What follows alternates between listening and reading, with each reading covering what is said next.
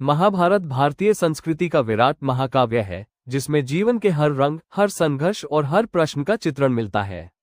ये केवल एक युद्ध कथा नहीं, बल्कि धर्म, नीति, संबंध, राजनीति, करुणा और मानवीय दुर्बलताओं का गहन दर्पण है।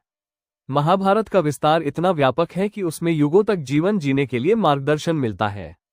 इसी विराट सागर में यदि कोई अनुपम रत्न है, तो वह है भगवद गीता। महाभारत में लाखों श्लोक, अनेकों पात्र और असंख्य घटनाएं समाहित है। ये जीवन की जटिलताओं और द्वंद्वों का महासागर है।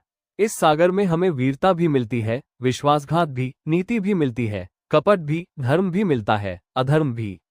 हर पात्र अपनी मानवीय सीमाओं और संघर्षों से जूझता है। इस दृष्टि से महाभारत केवल इतिहास नहीं, बल्कि मानव जीवन का संपूर्ण दर्पण है। जब यह महासागर अपने चरम पर पहुंचता है, कुरुक्षेत्र के युद्ध भूमि पर, तब अर्जुन का मोह, शंका और दुविधा सामने आती है। यहीं से जन्म लेती है भगवद गीता। श्री कृष्ण के मुख से निकली गीता वो मोती है जो महाभारत के सागर से प्रकट होकर शाश्वत सत्य प्रदान करती है। गीता केवल अर्जुन का समाधान नहीं करती, बल्कि समस्त मानवता के लिए मार्गदर्शक बन जाती है। इसमें कर्म का महत्व है, भक्ति की गहराई है, ज्ञान की ऊंचाई है और जीवन जीने की कला है।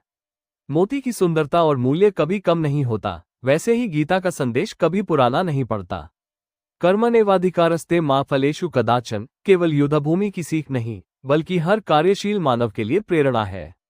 गीता हमें सिखाती है कि जीवन का सार निष्काम कर्म, धैर्य और आत्मानुशासन में है।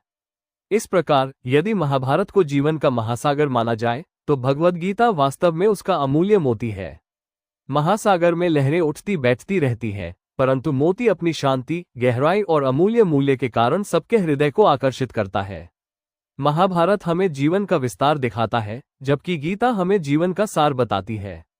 महाभारत जीवन की विशालता है और गीता उस जीवन का शुद्धतम सार।